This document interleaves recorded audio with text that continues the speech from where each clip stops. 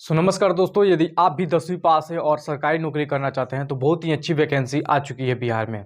Bihar SSC ने एक नया नोटिफिकेशन जारी कर दिया है कार्यालय परिचारिका। इसमें पोस्ट 3727 होने वाला है।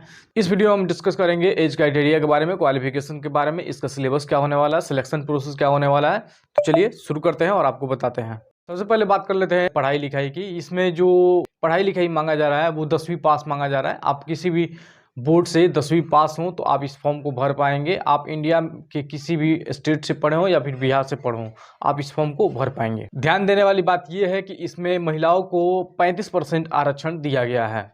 जो भी बिहार की मूल निवासी हैं महिलाएं, उनको 35% आरक्षण का लाभ दिया जाएगा। बात करें उम्र सीमा की तो 1/8/2025 तक आपकी कम से कम उम्र 18 साल होनी चाहिए। ज़्यादा से ज़्यादा उम्र, अगर जो जनरल आप आते हैं तो 37 साल होनी चाहिए। अगर जो आप ओबीसी से आते हैं तो 40 साल तक होनी चाहिए। अगर SC ST से आते हैं तो 42 साल ज़्यादा से ज़्यादा उम्र होनी चाहिए। ये रिलैक्सेशन के साथ मैं बता रहा हूँ आप लोगों को। दिव्यांग जन को 10 साल की छूट मिलती है। दिव्यांग है कोई तो इनको 10 साल की छूट मिलेगी। इसमें जन्म तिथि वही मान्य होगी जो मैट्रिक के सर्टिफिकेट में होगी। मैट्रिक के मार्कशीट में या फिर सर्टिफिकेट में जो जन्म तिथि होगी वही मान्य होगी। आप दूसरा कोई आधार कार्ड या फिर दूसरे डॉक्यूमेंट से आप डेट ऑफ बर्थ डालिएगा तो गलत हो जाएगा। फॉर्म भरते समय आप लोगों को सभी जानकारी दी जाएगी। आगे आने वाले वीडियो में हम फॉर्म भर के भी आपको दिखाएंगे लाइव, तो आप मेरे चैनल को सब्सक्राइब कर सकते हैं। अब इसमें सिलेक्शन प्रोसेस की बात कर लेते हैं। अगर सिलेक्शन प्रोसेस की बात करें तो यहाँ पे सबसे पहले आप लोग का लिखित परीक्षा होगा, यानी कि MCQ टाइप का क्वेश्चंस आते हैं, वो एग्जाम लिया जाएगा। आपका एग्जाम लेने के बाद से रिजल्ट डिक्लेयर होता है और उसके बाद से आप लोगों का सिलेक्शन हो जाता है। आप लोगों का जो ज्वाइनिंग लेटर है वो आ जाता है और आप लोग ज्वाइन करते हैं। लेकिन इसमें ये बताया गया है नोटिफिकेशन में कि अगर जो 40,000 से ज़्यादा बच्चे भरते हैं तो एक मुख्य परीक्षा ली जाएगी, यानी कि फर्स्ट जो होगा वो प्रीलिम्स की तरह प्री होगा और उसके बाद दूसरा जो होगा वो मेंस की तरह लिया जाएगा। यानी कि 40,000 से ज़्यादा बच्चे भरते हैं तो वहाँ पे आप लोगों को सेकंड पेपर भी देना होगा। पेपर 1 या पेपर 2 होगा। उसके बाद से आपका जो है एग्ज़ाम का रिजल्ट आएगा और सिलेक्शन के लिए आप लोगों का नाम आएगा। मेरिट लिस्ट में नाम आता है तो आप सिलेक्ट हो जाएंगे। कितने प्रश्न आएंगे, कितने मार्क्स के आएंगे, कौन से टॉपिक से आएंगे, ये लास्ट में हम बताएंगे इस वीडियो में। आप ध्यान से और लास्ट तक देखिएगा इस वीडियो को।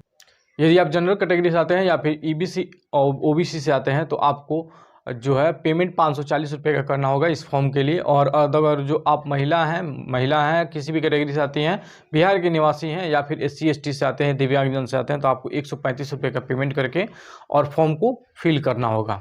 अगर जो आप दूसरे राज्य से इस फॉर्म को भर रहे हैं तो आपको 540 रुपये का पेमेंट दिया जाएगा और उसके साथ ही आप लोगों को जनरल में छांटा जाएगा। आपको आरक्षण का लाभ नहीं दिया जाएगा।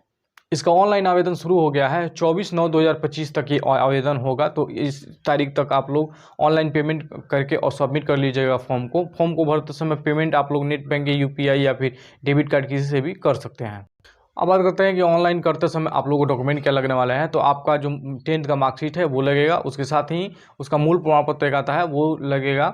अस्थायी निवास प्रमाण पत्र लगेगा अगर जो बिहार के निवासी हैं आप तो। अगर जनरल से आते हैं तो वो भी लगेगा। और उसके साथ ही अगर जो आरक्षण का लाभ लेना चाहते हैं OBC कैटेगरी से या SC ST कैटेगरी से आते हैं तो उसके लिए आप लोगों को बनवाना पड़ेगा नॉन क्रीमिलियर। OBC वालों के लिए बिहार राज्य का बनवाना होगा। और वहीं अगर जो EWS से आते हैं तो EWS बनवाएंगे।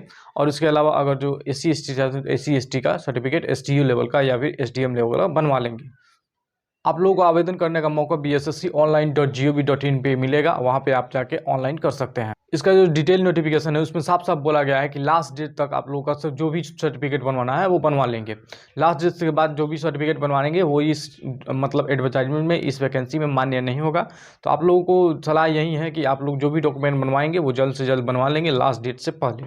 जो भी नॉन क्रिमिनल सर्टिफिकेट बनवाना है, EWS सर्टिफिकेट बनवाना है या फिर निवास प्रमाण पत्र बनवाना है, जाति प्रमाण पत्र बनवाना है, जो भी बनवाना है वो आप लोग डॉक्यूमेंट बनवा लेंगे। और जो आप लोग को जो ये वीडियो लाइक जरूर करिए अगर जो अच्छा लगा हो तो।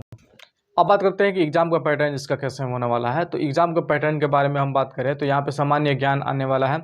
उसके अलावा यहाँ पे सामान्य ज्ञान के अलावा सामान्य अंकगणित भी आएगा और सामान्य हिंदी भी आने वाला है। इसमें कुल क्वेश्चन जो होंगे वो 100 होंगे। उसके अलावा आप लोगों को एक क्वेश्चन के लिए 4 मार्क्स दिए जाएंगे, यानी फुल मार्क्स आपको 400 दिए जाएंगे।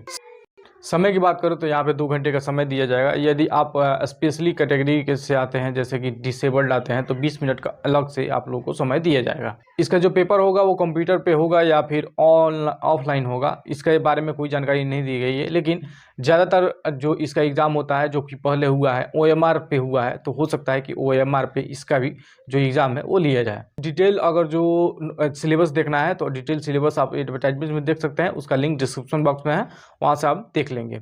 तो वीडियो अच्छा लगा हो तो वीडियो को लाइक करिए, चैनल को सब्सक्राइब करिए। चलिए मिलते हैं अगले वीडियो में, और ऐसे ही प्यार दुलार बनाए रखिए। धन्यवाद।